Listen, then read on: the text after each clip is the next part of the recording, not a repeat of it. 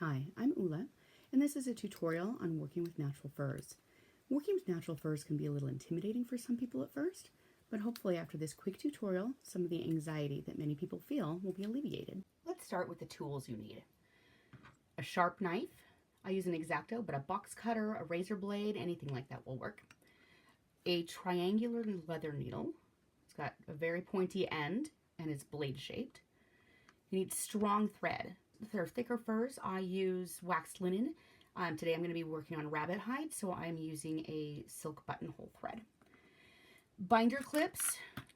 These are normal office supply binder clips, or these are quilting clips are fantastic also. I prefer the quilting clips, but binder clips are just fine. You need a ruler, some sort of a marking pen, Sharpie, ballpoint, doesn't matter what, and a mat to cut on. The mat is very important because you don't want to mess up your work surface. For this demonstration, I am using a rabbit that it was part of a coat that I got at a thrift store. You can see that it's already been commercially pieced. You can see the color change, and I don't want that for this project that I'm working on. So the first thing you do is you start with a straight edge. Just place your ruler straight onto the leather, and holding it down, just mark your straight edge. It doesn't matter what you do it with because it's going to be on the inside of whatever you're working on. Now that I have my straight edge drawn, I'm just going to start on one end. Start where this repair seam was, just for demonstration purposes. And holding the skin taut, just draw your blade gently along the line. You can see it goes just right through. You don't want to press so deep that you get the fur underneath. So just enough pressure. Maybe experiment with a little bit that's on the edge. And if you get any bumps like this where it's a little bit thicker, you can just quickly cut through that.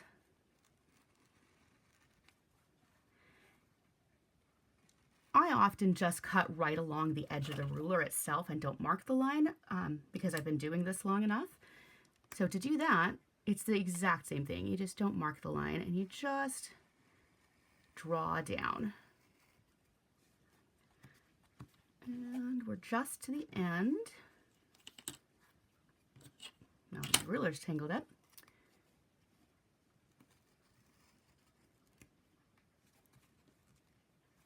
It's a little hard going through this pre-existing seam, but that's fine.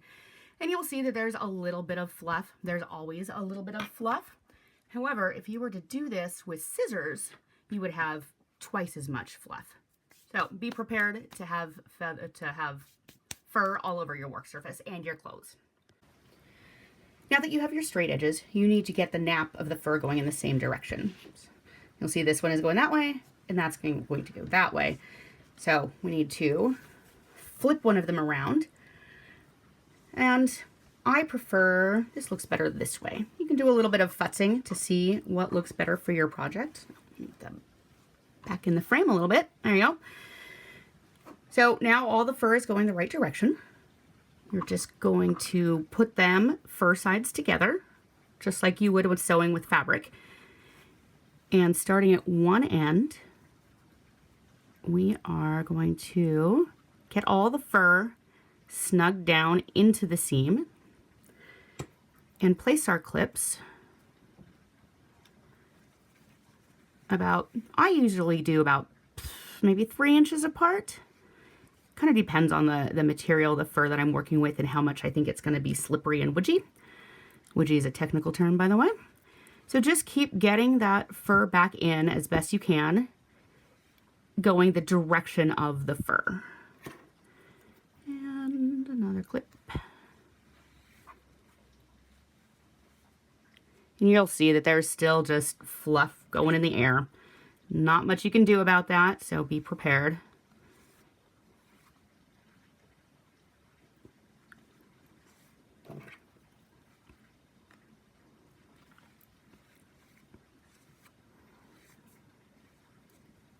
Right, my last clip.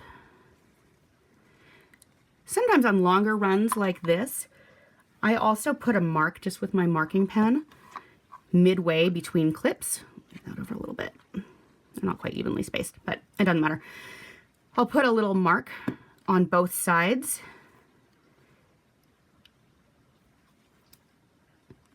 Just to help keep everything matched up, because sometimes it does want to walk. Next, you've got your threaded needle. Like I said, this is a silk buttonhole thread. I used about, I don't know, maybe a 2-foot length. Something that's not going to get tangled, but will still give you plenty to work without having to go back and rethread a lot. So it's a single layer.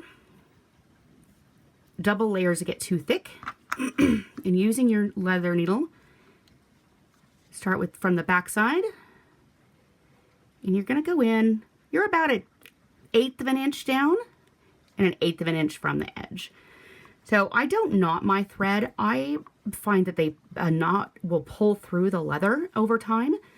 So I just draw the thread through. Well, you can see that though. Leave a couple of inches of tail. Go through the same hole again.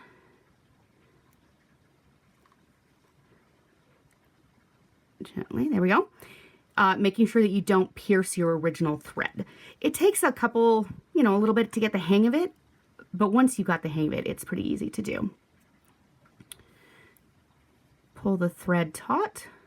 There we go. And I just do a quick square knot. There's one.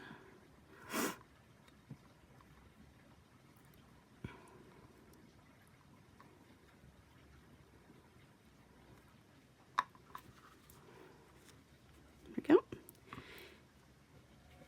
And now that is secure. So it's a little bit easier to work. You can just take that clip out because you're secured now. So as you go, you're going to have to continue to fight those fibers down. And that's fine. So again, from the back side, about 1/4 of an inch from your original stitch and 1/4 of an inch down. It's just a double running stitch. I'm sorry, a double whip stitch. So each stitch goes through the same hole twice, or near enough to it. Sometimes I'm a little off. But... All right, so that's 2, and you just keep going.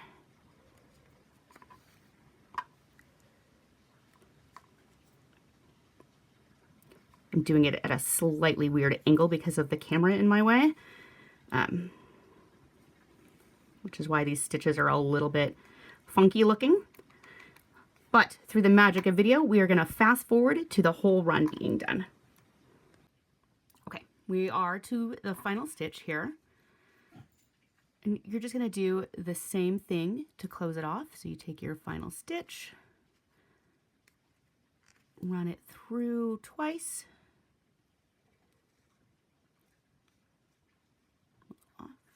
There we go. And then I just knot the thread back through my previous stitch.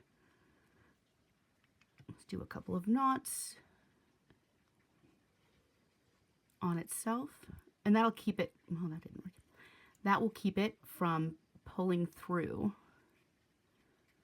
because otherwise the knots will just pull right through your hide. All right. And you can, depending on what you're doing with the fur, I assume you're going to be putting it onto something. You can just leave this thread hanging. If you want a finished edge, you can just run it through a couple of stitches and cut off the tail. All right. So now you have joined your pieces of thread together, or sorry, your pieces of fur together. What you need to do next is lay it out flat and just kind of gently pull the pieces to flatten the seam out a little bit. Sometimes it takes a little bit of extra woodging. You run this, just run your thumb along it. Okay, that is pretty flat. You flip it over, you can still see a little bit of the seam there. If you use your nail and kind of fluff it the wrong direction, and then pet it back down. Oof. There you go. So this is what happens when you cut all the way through to the cutting board. So this part, I went just through the leather and left the fur alone. And this one, I cut too deeply. This is also what happens when you use scissors. You get that sharp edge, and then it just doesn't quite lay right because you want it to be a little floofy on the sides. All right? So next, we are going to actually attach it to something. If you're going to attach it to something like wool felt that's not going to fray, you can just attach it directly to it. Again, I use binder clips or quilting clips. And you just put the edge of the leather right up against the edge of the fabric and clip it down.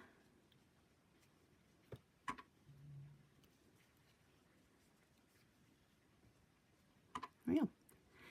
And I use the same stitch, the doubled whip stitch, but instead of using a leather needle, I just use a regular Sharps sewing needle.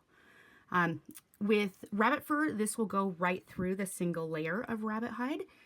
With bear, cow, that sort of thing, you may need to either use a leather needle. The problem with that is it damages the fabric itself because it punches a hole through the fabric instead of going through the fibers. You can also, with thicker fabrics, or sorry, thicker hides, use pre-punch it with an awl. And I can show you how that works in just a second. But you do exactly the same stitch.